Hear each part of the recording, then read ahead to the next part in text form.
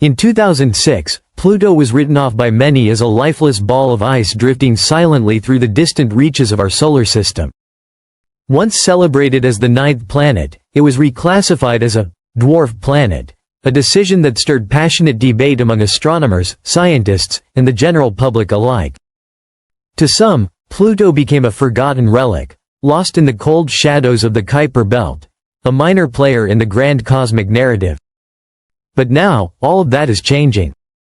Thanks to the powerful gaze of the James Webb Space Telescope, JWST, Pluto has stepped back into the spotlight. Once dismissed as an icy corpse, Pluto is revealing itself to be a dynamic, evolving world full of strange activity and scientific surprises. The telescope's advanced infrared capabilities have pierced the veil of distance, cold, and time to show us a Pluto that defies everything we thought we knew. One of the first shocking revelations came from Pluto's atmosphere. Previously believed to be thin and inert, composed mainly of nitrogen with minor traces of methane and carbon monoxide, Pluto's atmosphere was not expected to support much variation or motion. But JWST detected layered hazes, subtle cloud formations, and spectral evidence of chemical interactions happening high above Pluto's surface. These findings imply a level of atmospheric complexity that scientists never anticipated. The layering suggests differences in density, possibly caused by seasonal cycles or chemical reactions not yet fully understood. Even more intriguing, the patterns appear to change over time, possibly linked to Pluto's eccentric 248-year orbit around the Sun.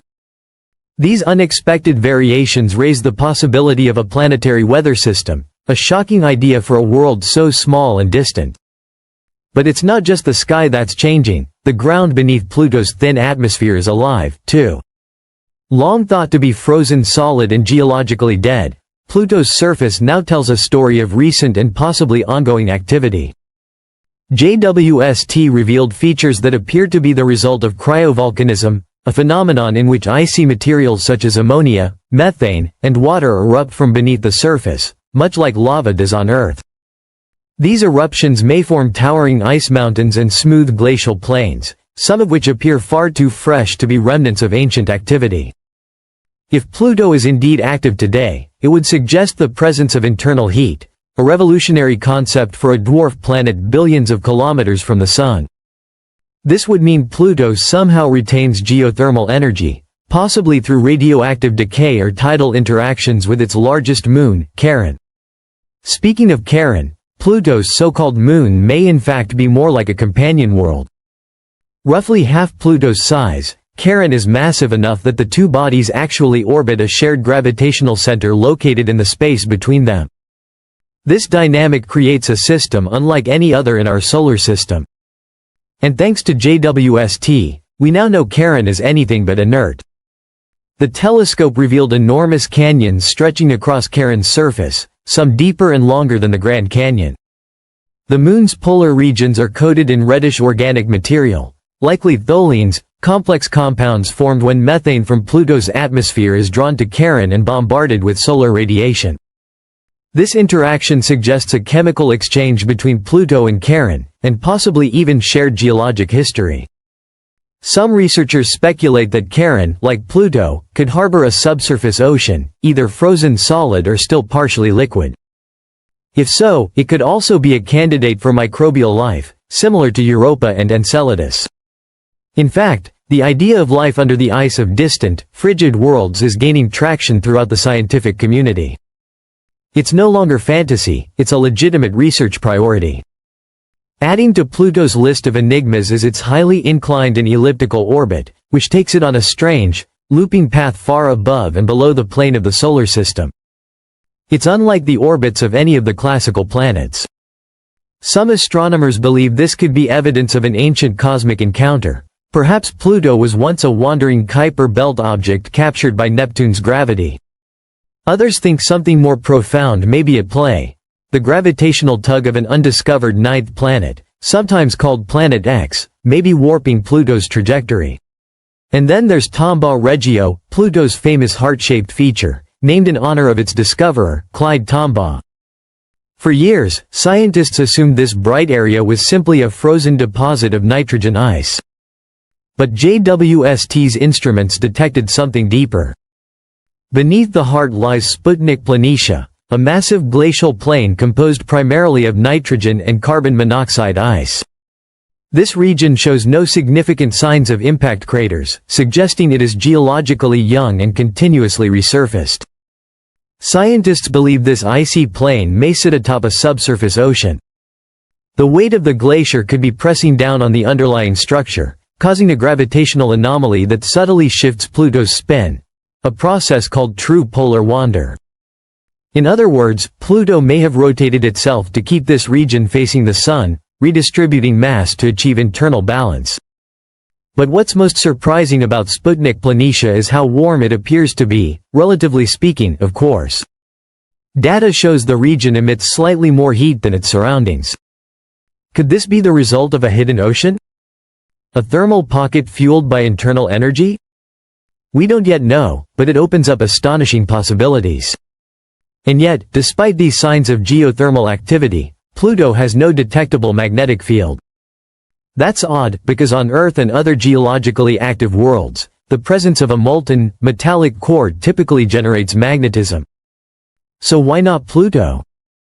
Is its core too small? Is it layered in such a way that prevents convection? Or is there some exotic process happening below the ice that we don't yet understand? JWST's instruments also revealed that Pluto's surface reflects light in strange, uneven patterns, indicating that different regions may undergo cycles of melting and refreezing. Some areas appear more crystalline than others, suggesting recent changes in surface composition, perhaps due to outgassing or internal heating. Even Pluto's thermal emissions are inconsistent with what we'd expect from a cold, dead world. And as if all of that weren't enough, Pluto's atmosphere continues to confound scientists. During its elongated orbit, Pluto periodically moves closer to the Sun. This causes its surface ices to sublimate into gas, forming a temporary atmosphere.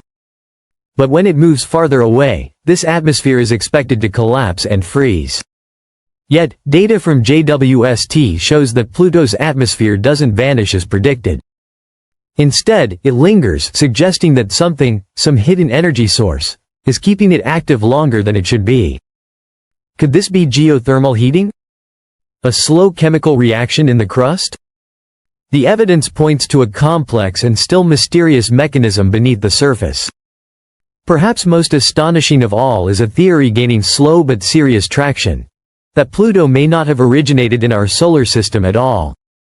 Some scientists now believe it could be an interstellar object, captured billions of years ago during the Sun's chaotic formation.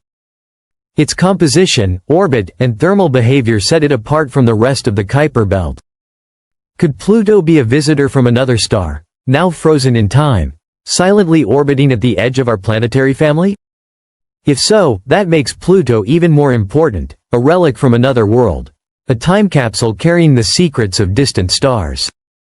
As the James Webb Space Telescope continues its mission, Pluto remains a focal point for discovery. What was once dismissed as a frozen, insignificant world is now one of the most mysterious, geologically active, and scientifically rich objects in the solar system. It challenges our assumptions. It redefines what we consider a planet. And it reminds us that even the most overlooked corners of our cosmic neighborhood can hold wonders beyond imagination. In the end, Pluto may not just be a planet or a dwarf planet or a Kuiper belt object. It might be something else entirely, a category of its own. A gateway to understanding the mechanics of icy worlds, the origins of our solar system, and perhaps even the ingredients for life. So the next time someone says Pluto isn't a planet, tell them this. Maybe it's something far more special. Thanks to the James Webb Space Telescope, the story of Pluto is no longer a tale of demotion, but a tale of discovery.